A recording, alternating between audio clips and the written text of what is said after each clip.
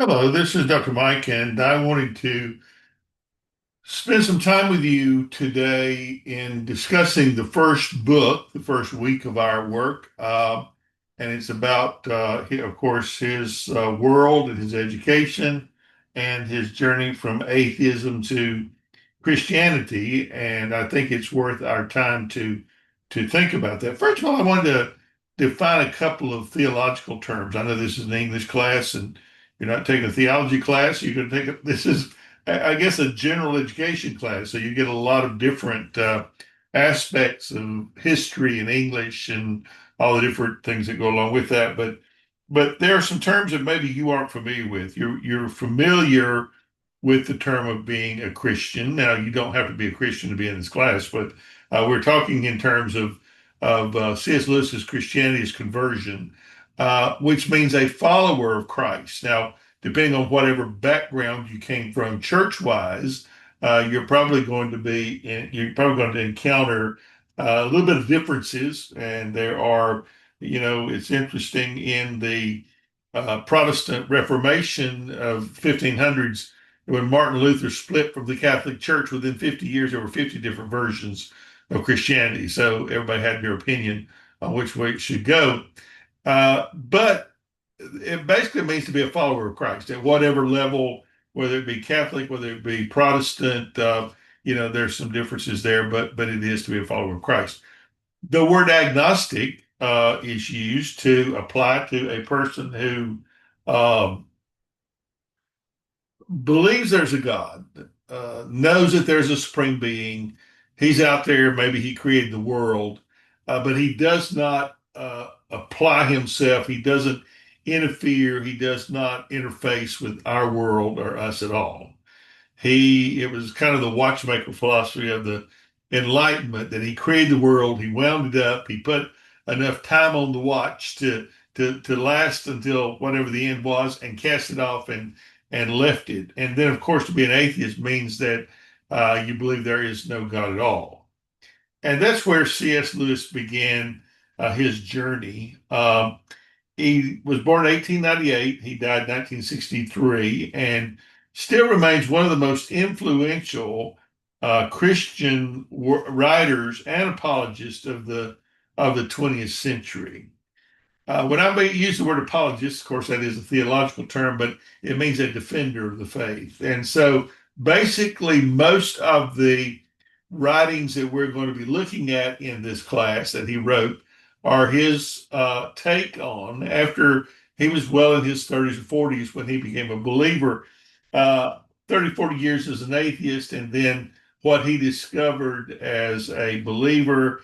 And he writes about that greatly. His journey from convincing a convinced atheist to a committed Christian makes him uniquely positioned to speak to skeptics, those who would disdain Christianity. And I would say to you, there are certain things that you and I, living in 2026, would have to parse, and that is that number one, don't confuse Christianity with being conservative politically.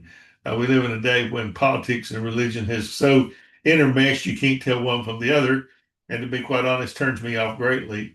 I was a minister for 20 plus years, left the ministry when they started passing out voter guides for me to tell my people what to vote, who to vote for. So those things all come into play for us today. We're not necessarily a play with him.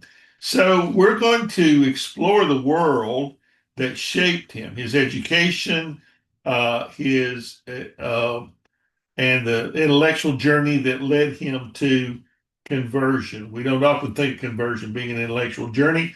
In his case, it was. Understanding Lewis's background helps us to appreciate why his voice still resonates today. Why do we still listen to this guy? Why are we reading his books? So when you look at his world, the day that he lived in probably was quite different than ours. He was born November 29th, 1898 in Belfast, Northern Ireland, then a part of the United Kingdom. And his father, Albert Lewis, was a solicitor, lawyer.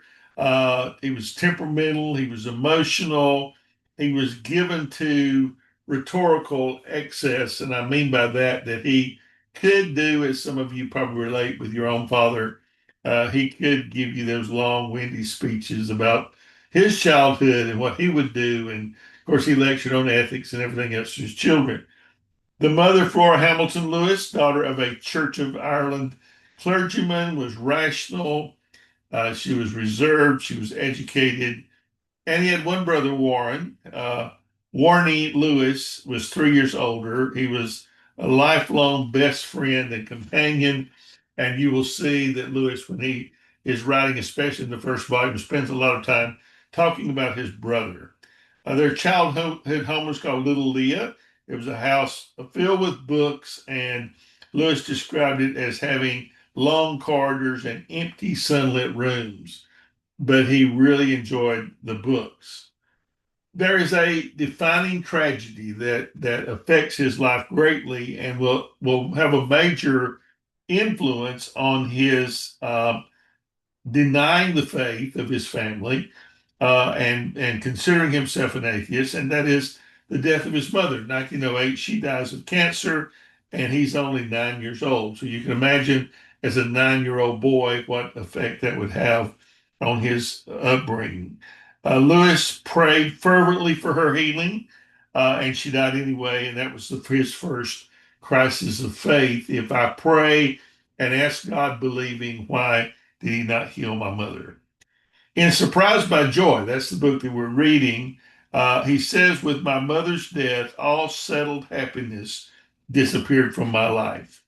Shortly after, he's sent away to a boarding school in England, and he felt like doubly abandoned because his father just was not emotionally able to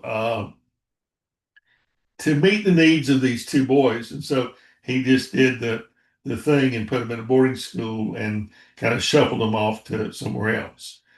There is a particular historical context to Lewis's time. He's in the late Victorian Edwardian England, if that means anything to you. It's an age of confidence. It's an empire. It's a social stratification. Everybody has their place. They know their place. And the Irish Protestants, where Lewis is born, grows up, they're shaped by religious and political tensions of Ireland. Basically, the bottom line was that in 1500s, when uh, Henry VIII came up with a new religion, left the Catholic Church, came up with his own religion, became his own pope, the Anglican Church. They were angered because the Irish would not leave the Catholic Church. And so from that point on, the Irish had lots of problems between up into our present day. I mean, we're in 1989, 1990, the Irish are still having problems. In the 80s, Sinn Féin, the Irish Republican Army, all these things are still fighting and bombing. Catholics against Protestants, basically.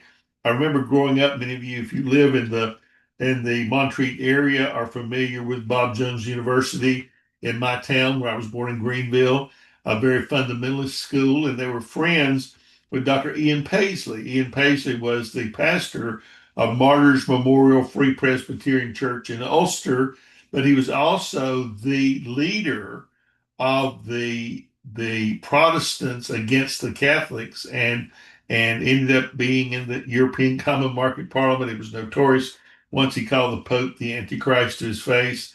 Um, quite a battle was raging, and Ian Paisley would come to Bob Jones every year to preach in Bible conference, and I always went to hear him. He had such a great voice, that voice of the orator, kind of like Winston Churchill speaking in the House of Commons, House of Lords. He would preach that way, and so I used to hear him quite a bit. But this controversy was very much a part of the life of these two boys as they are growing up. World War One from 14 to 18. Lewis serves in the trenches, was wounded at the Battle of Arras in 1918. I don't have the time to tell you the horrors of trench warfare in World War One. It was called the Great War, the war to end all wars. and they swore it would never happen again. But 30 years later, of course, it did. Fighting in trenches throughout the whole war on the Western Front. The trenches were pretty much in Belgium, and I mean, it was funny because it was so close to Paris that you literally, some of the soldiers, if they got leave, could crawl out of their trenches and catch a cab. They ran cabs out to the war front and come in town and have dinner, then go back and crawl back in their trenches and finish fighting. But it was a horrible war. Water sometimes up to your ankles, to your knees, to your waist. And the most common disease was trench foot. Your feet literally rotted from being in the water so much, and the rats and all the different things. He was a part of that. He lived through that, and part of that would have confirmed his ideas about atheism and his where's God in this, basically. It's funny, not funny. It's interesting that World War I was mainly Christians fighting Christians. 1893 at the Chicago World's Fair, they had a World Congress on religions, basically to show how Christianity had fought and clawed its way to the top of the pack as the most enlightened religion in the world. And they brought Buddhists and Hindus and Muslims and everybody, every religion came and represented this great symposium, only to be, what, 20 years later, as Christians killing Christians, shattered the entire image of Christianity for the world and for most people. World War One was quite a spiritual change. The war shattered Victorian optimism and certainties, profoundly changed his generation forever. So he's a product of that. Post-war disillusionment, many intellectuals turned to materialism, to skepticism, to despair. We kind of get that a sense of that feeling in what's going on in our world, the warfare and the killings, the intentional stuff. So that's a little bit of the context of Lewis, and then Lewis's education. He is a scholar. He goes to boarding school first, as we said, the Wynyard School. His brother went there before him, and he followed Campbell College. He was there briefly. Sherbrooke School of Chartres was there, and then he finally finishes his at Malvern College. He is there as well. He talks about different characters in this book from his school experience, and you're going to see that as you read through the Great Knock, W.T. Kirkpatrick.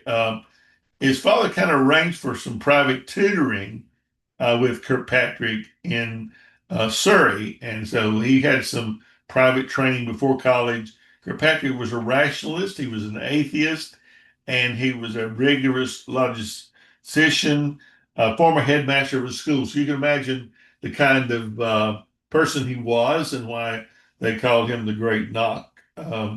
His method was Socratic questioning, demanding logical precision, tolerated no sloppy thinking. If you've ever been in a class of Socratic method, it's all about the questions and the answers being very tightly woven together. So he learned this method from his early years. There's a famous story, Lewis's first conversation with Kirkpatrick about the weather was dissected for like 30 minutes looking for logical flaws. So even he didn't let him even talk about the weather and get by without it being a logical undertaking. Under Kirkpatrick, Lewis mastered Greek and Latin, French, German, Italian, and became a formidable scholar in those languages. And of course, being British, he would have had more than one language. Americans, we only have one, but most everybody else in the world know at least two languages. Um, Kirkpatrick reinforced Lewis's atheism through this rational argumentation and yet taught him to think clearly, critical thinking. So why was Kirkpatrick so significant? Lewis later said Kirkpatrick taught him how to think, not what to think. And that is a great comment to be made about anybody. We're not, as teachers, trying to make people think like us. We're trying to make them think in general. The rigorous rational training would later serve Lewis's Christian apologetics when he began to talk about reasons for the faith and those kind of things. That's why his writing has resonated down through the years, is because of that logical approach to apologetics and the defense of the faith. Um, he actually ends up at Magdalen College in Oxford, and he would teach there until 1954. His specialty was medieval and Renaissance literature because he became one of the leading scholars in that field. So his main purpose was not necessarily writing theology. That was a wonderful sideline that he chose. At Oxford from 1917 to 1925, he won a scholarship to Oxford, and of course, his studies got interrupted by World War One, and then from 1919 to 1923, he goes back to Oxford after the war and took first class honors in three areas: in the greats, referring to the literature, in philosophy, and in English. He's elected a fellow of Magdalen College and would teach there until, as I said, 1954. And he specialized in teaching medieval and Renaissance literature and became one of those a major scholar.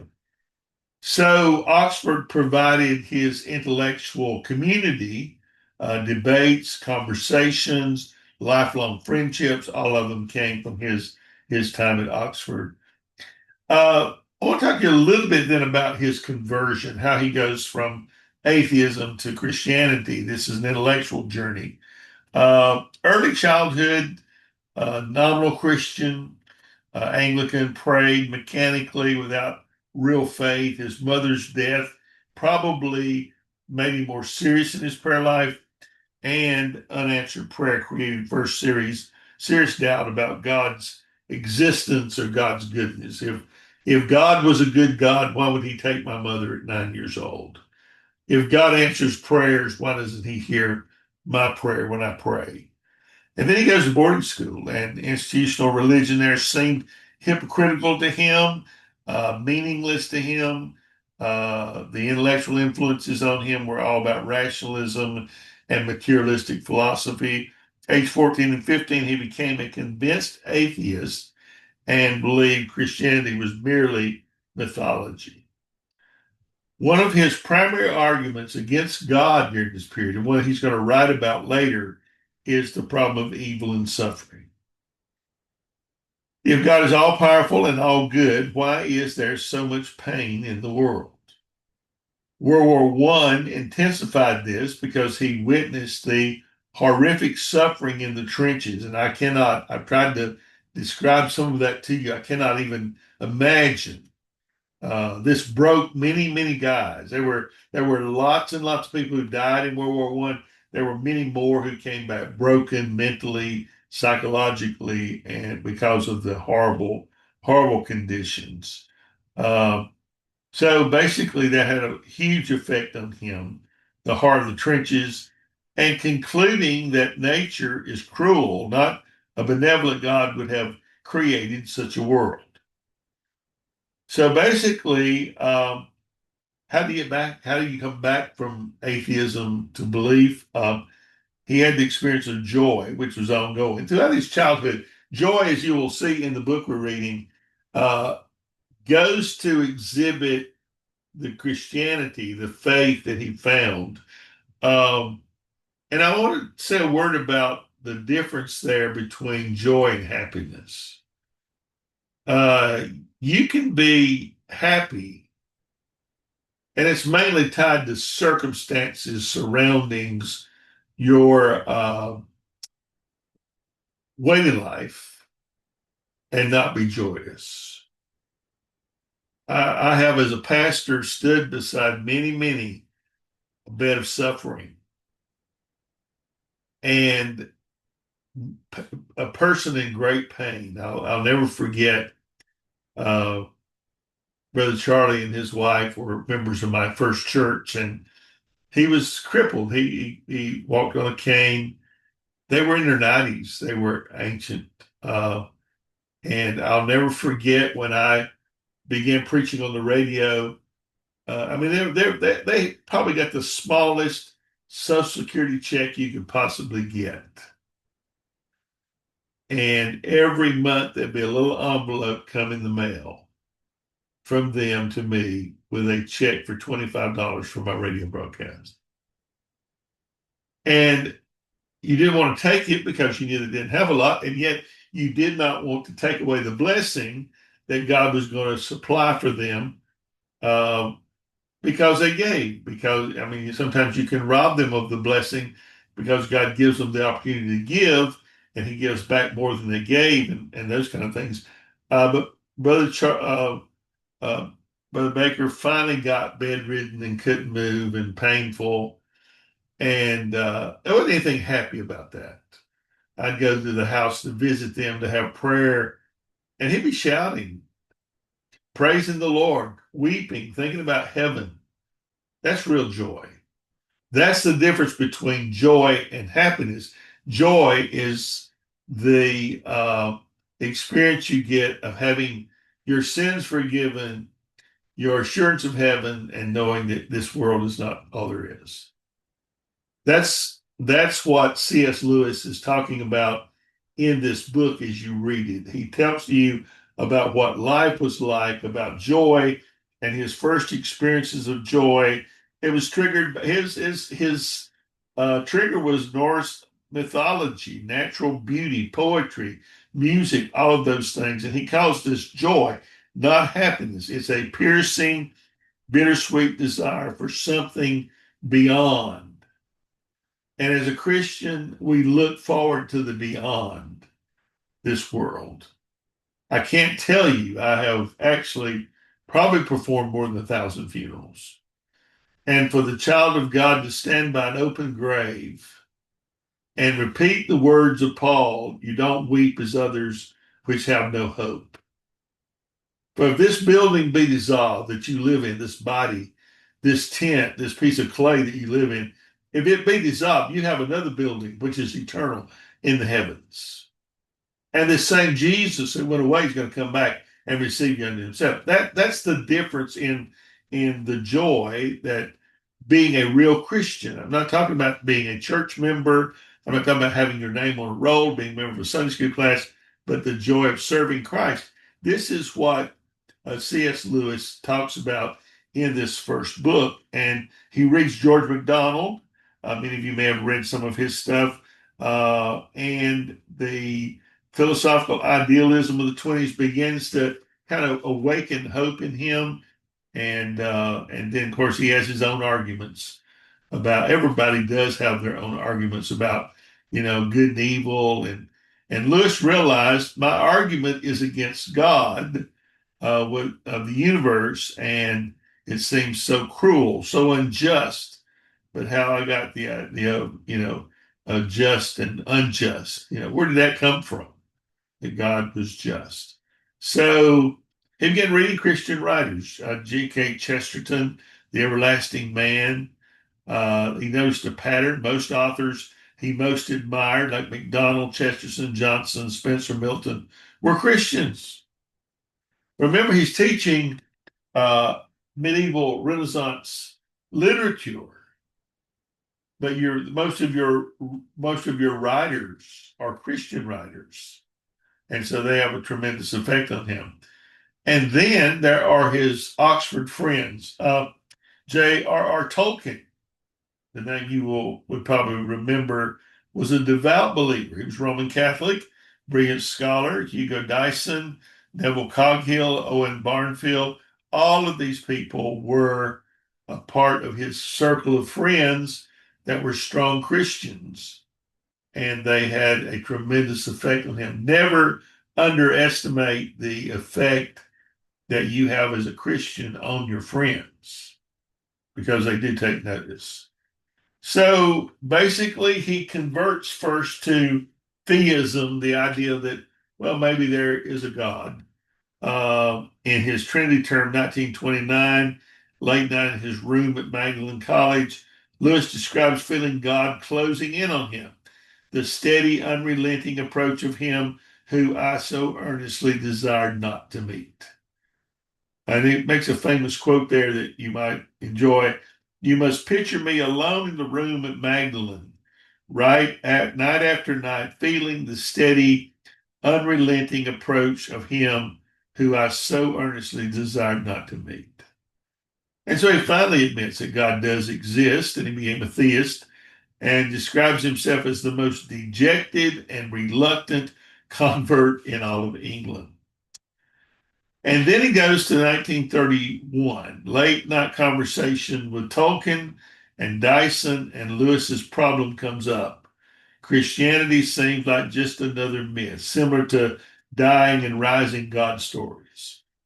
And Tolkien's argument was this. He said, myths can convey truth. Christianity is the true myth that actually happened in history. Other myths are echoes. Christianity is the reality that casts those shadows. And so Lewis's imagination and reason finally aligned and put those two things together. He had, in reading ancient and Renaissance art, writings, literature, had always liked myths and liked, and he wrote about the Chronicles of Narnia kind of thing. And it finally solidified that yes, Christianity is a myth, but a true myth. It is the fulfillment of so many of the others. And that was absolutely significant to his conversion. So that was a key thing to him coming to Christ. There's a lot of at 1940s. There was a lot of I made a big stir in the world. In fact, Dr. Bob Jones Jr., who was the president of Bob Jones University in Graham, the fundamentalist school, who, if you know anything about fundamentalism, of which I guess I'm the expert, I've been studying it for 50 years, they're very, very concise in their definitions of salvation and their ways. He actually went to England to visit C.S. Lewis to see if he really was a Christian. And the press was there. I mean, it's a big deal in the 40s when he came out. And they said, Dr. Bob, after you'd spent about 2 hours with him, do you think he got it? Is he a Christian? And a comment that Bob Jr., you'd have to know him to appreciate. He was full of himself. But he said, yeah, I think he got it, and walked away. So, I mean, that was a pretty heavy confirmation. So let me end up this discussion with a little bit of thinking about why Lewis matters. First of all, there's the intellectual credibility. Lewis had been where skeptics are, and he took their objections seriously. He really had done some thinking about Christianity. We all do think about our faith, but I don't think we think of it in objective terms as he did. The integration of reason and imagination. He never pitted faith against intellect or feeling against fact. And I think that's important. We have facts on our side. Everything in the Bible has tremendous weight. I have spent some time studying apologetics and especially the resurrection of Christ. Dr. Habermas, who was my professor for long years, is one of the authorities in the world on the resurrection of Jesus and the Shroud of Turin. Many of you have heard of the Shroud of Turin that has the image lasered into it, and it dates back to the time of Jesus. They've proven that recently again.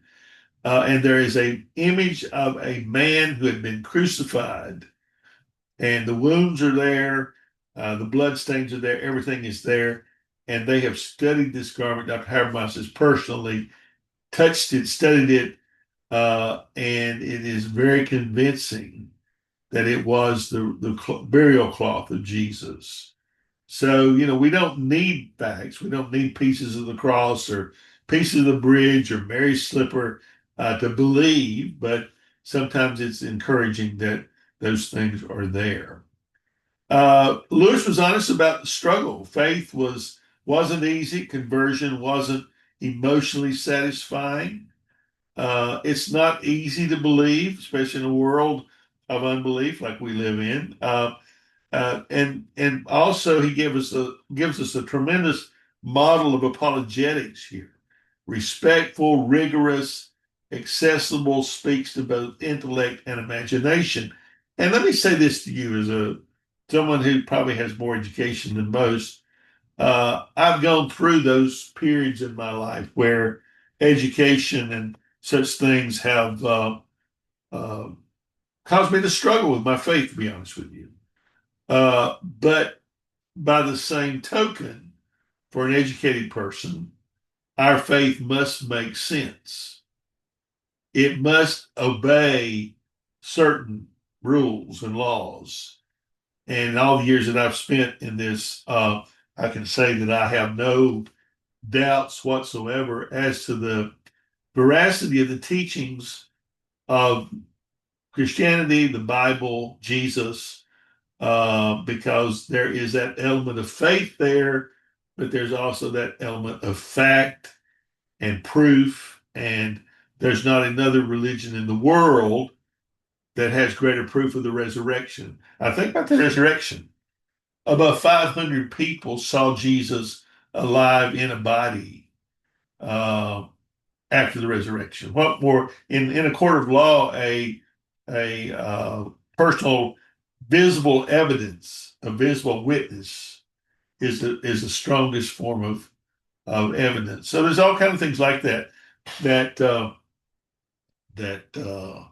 Lewis will talk about as we move through these different writings. But he's honest. There's a struggle. If you have an education, if you're getting an education, the devil will use it sometimes to make you struggle about your faith. Faith wasn't easy, and lasting influence continues to shape how Christians engage skeptical culture. Last time I saw Dr. Habermas, and I had him for a class, he was on his way at the end of that class to Iceland to speak before the Icelandic parliament on the proofs of Christianity because the government there had admitted that humanity was failing, and it was a failing of faith, and they wanted to hear the truth. So it's important. So this came about, pretty quickly, 40s to 50s. His major apologetic works were written: The Problem of Pain, Mere Christianity, Miracles, Chronicles of Narnia. He wrote 1950 to 56. And it is as I said in the introduction, if you saw that, it's kind of the modern version of Harry Potter, but it's a Christian version, and it's a Christian imagination, which is really good. You'll want to read that. And we could not cover that in this. It's like two separate stories, but you'll want to go back and read these. And if you have children or teenagers, introduce them to them. His academic work, he contributed greatly to medieval and Renaissance literature. His personal life, he finally gets married in 1956, and then she dies in 1960. And interestingly, we're going to look at the problem of grief, and he writes this on invitation by some theologian before he experiences it.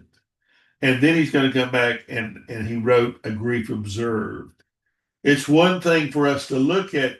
You ever do that someone dies, you say, well, you can take comfort that they're with Jesus and they're in heaven, uh, and that's pretty poor verbiage when you've never walked in those shoes. I take that with my mother. I took care of my mother with Alzheimer's for 13 years, and now I have so much more empathy with people going through loss because I remember what I went through with my mother and loss there.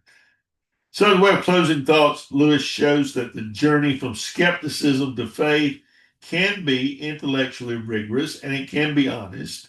You don't have to park your brains at the door to be a Christian. Basically, that's the nutshell of this first book. You can be intellectually honest and a scholar.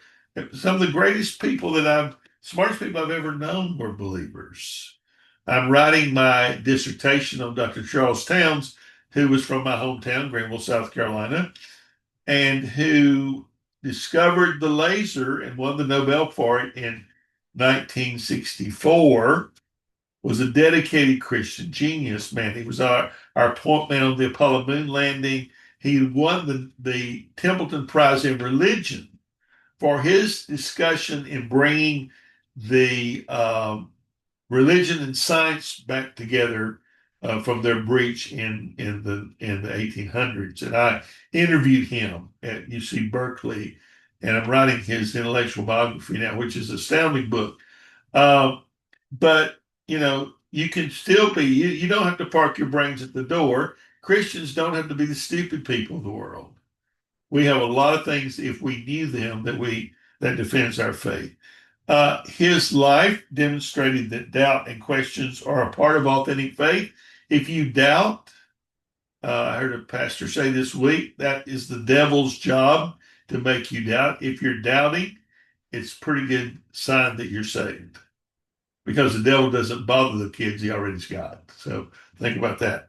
As we study Surprised by Joy, we see how these experiences shaped his distinctive life. So I hope that you'll take the things that I've said. I hope I haven't bored you, but I hope that some of the stuff that we've talked about will prove to be a encouragement as you read. Don't let this be a substitute for you reading some of this great material and some of the things that I've left for you to enjoy. And if you get to come on Thursday night, bring some questions, bring some discussions, bring some things that you found to be helpful, are encouraging, and we'll be glad to have a great discussion.